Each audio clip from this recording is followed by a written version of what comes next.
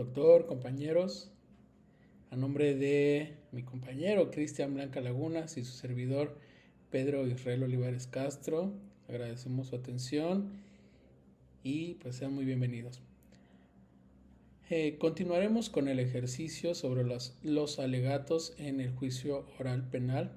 En esta ocasión serán los alegatos de clausura, mismos que darán cumplimiento a la actividad 7, intitulada Análisis y resolución de casos, juicio oral, alegatos de clausura. En este sentido, y de manera breve y concreta, les recordamos que nuestro caso trata sobre un homicidio culposo a causa de un hecho de tránsito vehicular. Y bueno, sin más preámbulo, vamos a dar inicio con nuestra participación, comenzando con los alegatos del Ministerio Público.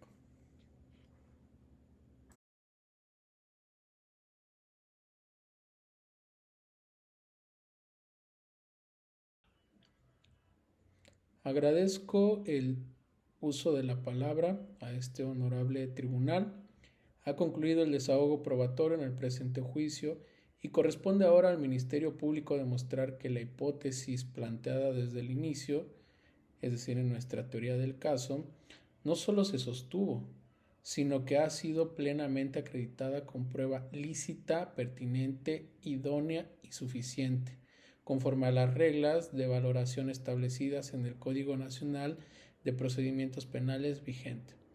A lo largo de este juicio, este honorable tribunal ha escuchado y observado directamente los medios de prueba ofrecidos por esta representación social, los cuales, analizados de manera conjunta, lógica y conforme a la sana crítica, permiten arribar a una única conclusión razonable.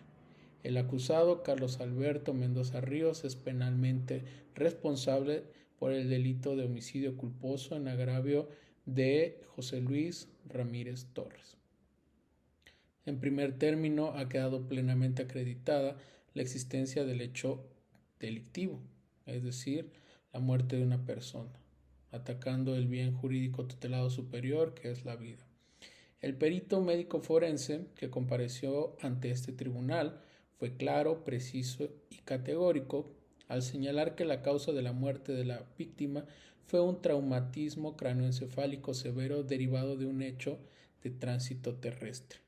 Esta conclusión científica no fue controvertida eficazmente por la defensa, por lo que debe de otorgársele pleno valor probatorio. Con ello, se acredita que el resultado material exigido por el tipo penal se cumple, es decir, la privación de la vida. En segundo lugar, se acreditó el nexo causal entre la conducta del acusado y el resultado producido. El perito en tránsito terrestre explicó, con base en principios técnicos y científicos, la mecánica del hecho, estableciendo que el vehículo conducido por el acusado impactó directamente a la motocicleta de la víctima al ingresar a la intersección en condiciones indebidas. Este dictamen no solo fue claro en sus conclusiones, sino que además se vio corroborado por otros medios de prueba independientes como los testimonios que fueron presenciales y el material videográfico proporcionado y presentado ante este honorable tribunal. Los testigos que comparecieron ante este tribunal coincidieron en aspectos fundamentales, como por ejemplo que el acusado circulaba a exceso de velocidad, que no respetó la luz roja del semáforo y que la víctima tenía el paso permitido. La congruencia entre estos testimonios, aunada a su correspondencia con los datos técnicos del peritaje, les otorga credibilidad y fuerza probatoria, que es lo más importante. A ello se suma el video de la cámara de vigilancia que permitió al honorable tribunal observar directamente el momento en que el acusado ingresa al cruce sin detenerse, confirmando objetivamente la conducta imprudente que se le atribuye. En tercer lugar, ha quedado acreditado el elemento normativo esencial del tipo culposo, la violación al deber objetivo de cuidado. En el presente caso, dicho deber se encontraba claramente determinado por las normas de tránsito aplicables, las cuales obligan a todo conductor a respetar los límites de velocidad y las señales de control vehicular, particularmente en los semáforos y tal como fue en este caso. El acusado incumplió de manera grave estas obligaciones al conducir a doble de velocidad y al ignorar una luz roja, conducta que incrementó de manera significativa el riesgo para los demás usuarios de la vía pública. Esta infracción al deber de cuidado no es una cuestión menor, es precisamente el fundamento de la responsabilidad penal en los delitos culposos. El resultado producido, que fue el deceso de la víctima, era previsible y sobre todo evitable si el acusado hubiera actuado conforme a las reglas mínimas de prudencia exigida por el orden jurídico. En consecuencia, se actualiza plenamente el tipo penal de homicidio culposo al haberse producido un resultado típico derivado de una conducta negligente. Ahora bien, conforme a lo dispuesto por el Código Nacional de Procedimientos Penales, particularmente en lo relativo a la valoración de la prueba, este honorable tribunal debe emitir su fallo con base en la convicción de que se genera a partir del análisis libre y lógico de los medios de prueba desahogados en el presente juicio. En este caso, la prueba presentada por el Ministerio Público no solo es suficiente, sino que resulta contundente plenamente, coherente y converge en demostrar la responsabilidad del acusado. Por otro lado, la hipótesis defensiva carece de sustento probatorio ni es eficaz.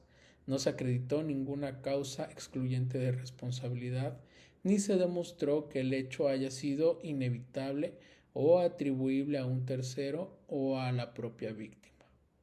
Por el contrario, todos los elementos probatorios apuntan de manera consistente a que fue la conducta del acusado la que generó el resultado. En este sentido, debe destacarse que el proceso penal acusatorio rige el principio de presunción de inocencia. Sin embargo, dicha presunción ha sido válidamente desvirtuada en el presente caso mediante las pruebas suficientes que acreditan la responsabilidad penal del acusado más allá de toda duda razonable. Así, ante este honorable tribunal, el Ministerio Público ha cumplido con la carga de la prueba que le impone el sistema penal acusatorio.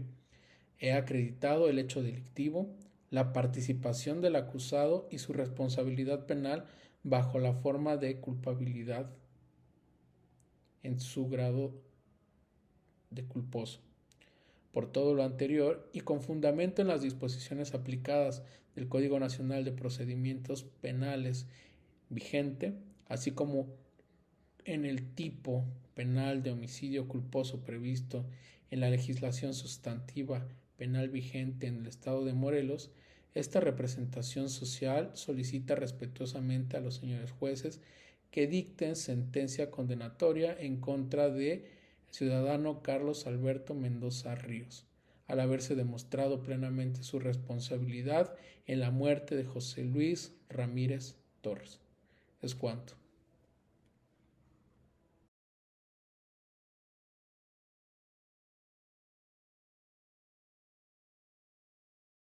Con su autorización, su señoría, comparezco ante este tribunal como defensor del señor Carlos Alberto Mendoza Ríos. Hoy no se juzga un accidente, se juzga si existe certeza para condenar. A lo largo de este juicio ha quedado claro que ocurrió un hecho de tránsito trágico, en el que lamentablemente perdió la vida el señor José Luis Ramírez Torres. Nadie lo discute. Pero en derecho penal no basta con que haya ocurrido un resultado. Se necesita algo más, certeza plena de responsabilidad. Y esa certeza no existe en este caso. El Ministerio Público, desde su alegato de apertura, construyó una narrativa basada en tres ideas: exceso de velocidad, semáforo en rojo y una supuesta responsabilidad automática. Sin embargo, al analizar las pruebas que él mismo presentó, esa narrativa no se sostiene con el nivel de certeza que exige la ley.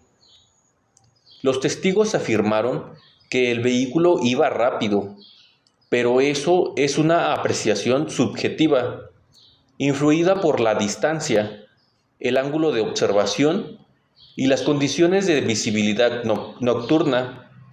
No es una medición técnica ni una prueba concluyente. El video aportado es parcial, no muestra la totalidad del evento, ni permite determinar con claridad las condiciones reales en el que el conductor percibió el entorno. El dictamen pericial en tránsito terrestre, aunque relevante, no deja de ser una reconstrucción técnica. No puede explicar con certeza qué vio el conductor, en qué momento lo vio y cómo reaccionó ante el riesgo. Y aquí hay un elemento que el propio Ministerio Público no logró desvirtuar: las huellas de frenado de aproximadamente 2 metros. Ese dato no es menor. Ese dato significa algo muy claro. Hubo una reacción. Y donde hay reacción, no hay indiferencia. Donde hay intento de evitar el impacto, no puede hablarse de una conducta absolutamente negligente como pretende la acusación. Además, la prueba científica también presenta debilidades. El dictamen en dactiloscopía establece que no existe correspondencia entre huellas, lo que demuestra que ni siquiera los indicios físicos permiten una vinculación plena e indudable. Si analizamos todas estas pruebas en su conjunto, no generan certeza, generan duda razonable. Durante el juicio, no se presentó una sola prueba directa que permita afirmar con absoluta seguridad cómo ocurrió exactamente la percepción del semáforo o el momento en que apareció la motocicleta.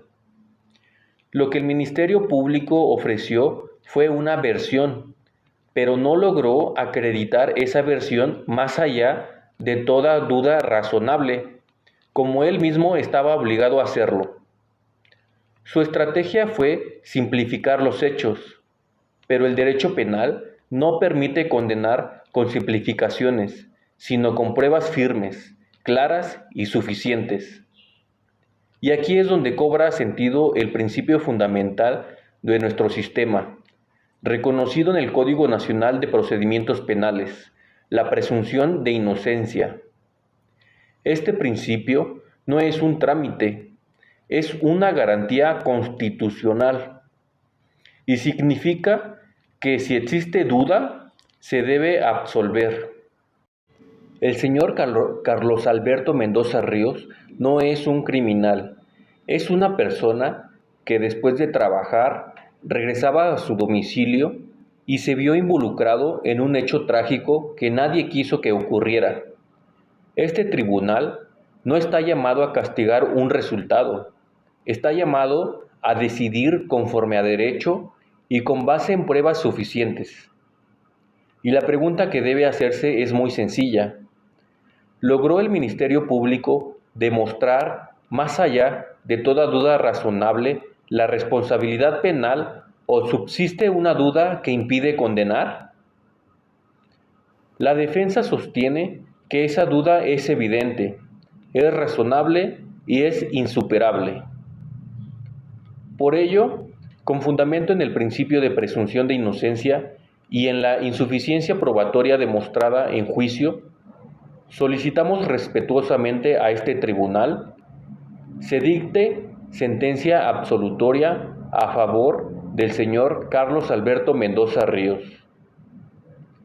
porque en este caso la duda no se venció. Señoría, donde hay duda no puede haber condena. Es cuanto.